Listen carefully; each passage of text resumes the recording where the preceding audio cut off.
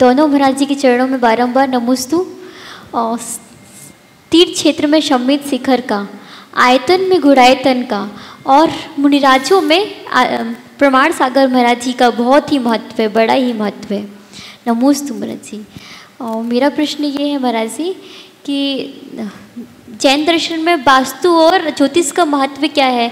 जैसे कुछ लोग ज्योतिष और वास्तु को जैन दर्शन के अनुसार मानते नहीं है और मिथ्या मानते हैं, लेकिन कुछ लोग वास्तु और ज्योतिष को देख अकॉर्डिंग ही विधि विधान करते हैं, कुंडली देखकर ही शादी करते हैं, फिर ऐसा क्यों? देखिए, ज्योतिष, वास्तु, आयुर्वेद, गणित, व्याकरण, ये सब लौकिक विद्या है। क्या है? लौकिक विद्या। और इन्हें लौकिक विद्या के रूप में ही अंगीकृत किया गया है। अब सवाल है कि जैन धर्म में इनका क्या स्थान है? जैन धर्म में इन्हें मान्य किया गया है, इनका निषेध नहीं है, पर वर्तमान में जो अनेक प्रकार के ठटकर्म वास्तु और ज्योतिष के नाम पर जुड़ गए हैं, वो बातें सुसंगत नहीं है। आजकल वास्तु के नाम पर वास्तु का हव्वा खड़ा कर दिया गया है। वास्तु को मानो, पर वास्तु ही सब कुछ नहीं, वास्तु से परे वास्तविकता है। जब ये भूखंड लिया गया था, इसके उत्तर में भी पहाड़ था, पूरब में भी पहाड़ था, ये बीच में दबा हुआ था। मुझसे कहा गया कि ये जगह कैसे सफल होगी, इसके उत्तर में पहाड़ है, पूरब में पहाड़ है, उत्तर भारी है। मैंने कहा उत्तर में पर्वत है, दक्षिण में महापर्वत है। मैं जब यहाँ आके खड़ा हुआ तो मुझे लगा ये जगह कह रही है जो करना यहीं कर लो। हमने कहा कर लो, और आज आप सब लोगों के सामने। वास्तु के संदर्भ में मैंने अपने विचार अनेक बार प्रकट किए। आज विस्तार से कहने की आवश्यकता मैं नहीं समझता, लेकिन इतना ही कहूँगा कि वास्तु कुछ नहीं है ये कहना भी ठीक नहीं है, और वास्तु ही सब कुछ है ये कहना भी ठीक नहीं। जितना संभव है उसका मिलान करो, पर केवल वास्तु का रोना रोना बंद करो। समझ गए? वास्तु से बड़ा पुण्य और पाप होता है। मेरे संपर्क में एक बहुत बड़े वास्तुविद रहे जो वर्तमान में शायद नहीं है, मिस्टर आर पच्चीकर। वो इतने बड़े वास्तुविद थे कि व्यक्ति के देहरी पर पैर रखते ही उस व्यक्ति की वास्तविकता बता देते। एक दिन उनके एक मित्र थे जो उनको मेरे पास लेकर आते थे। उन्होंने कहा, महाराज जी ये सारी दुनिया का वास्तु सुधारते हैं, खुद का नहीं कर पा रहे। ऊंची पूरी काठी थी, अलग पर्सनालिटी थी, 6 फीट 5 इंच के थे वो, हट्टे कट्ठे।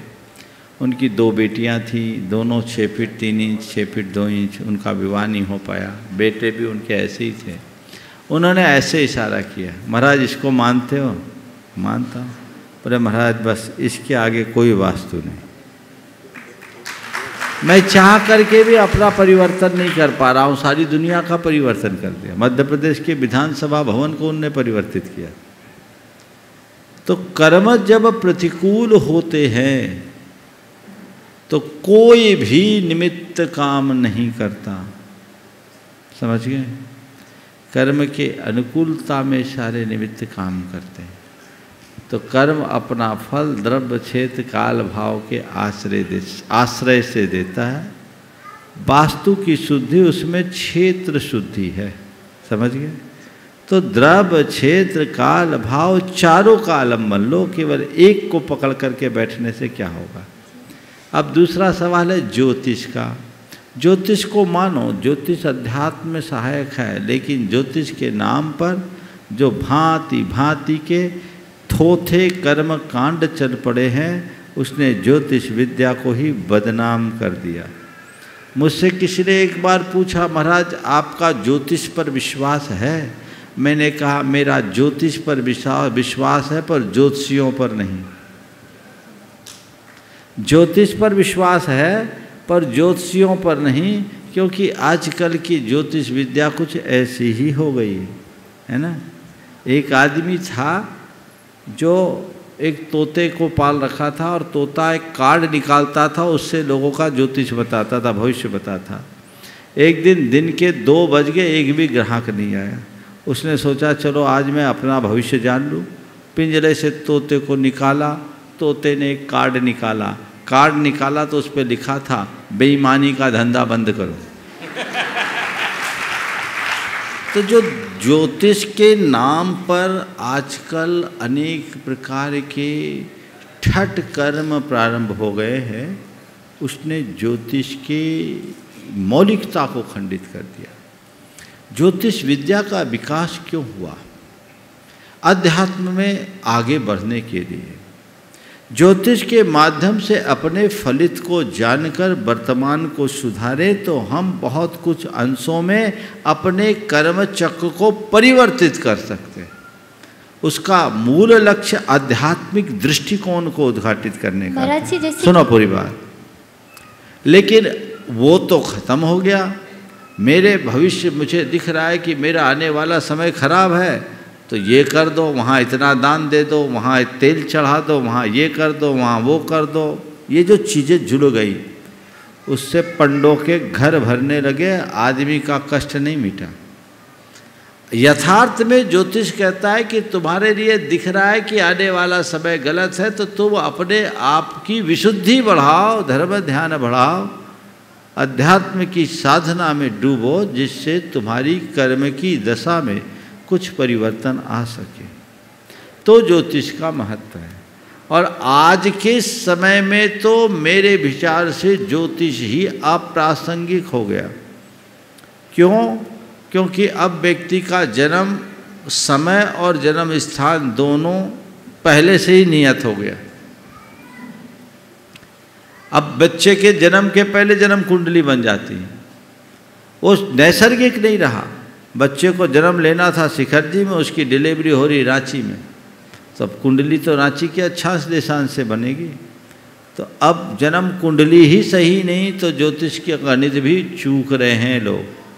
अब इस पर काफ़ी रिसर्च की ज़रूरत है। तो ज्योतिष और वास्तु के संदर्भ में मैंने अपने विचार बताए। इनके नाम पर जो आजकल दुकानदारी चल पड़ी है, चाहे काल सर्प और अन्य इस तरह की उतारे की, ये सब चीज़ें कतई न ज्योतिष के हिसाब से ठीक है न धर्म के हिसाब से ठीक है। काल सर्प के विषय में भी मैं आज बता ही दूँ कि किसी भी ज्योतिष के मान्य ग्रंथ में काल सर्प नाम का कोई योग ही नहीं है।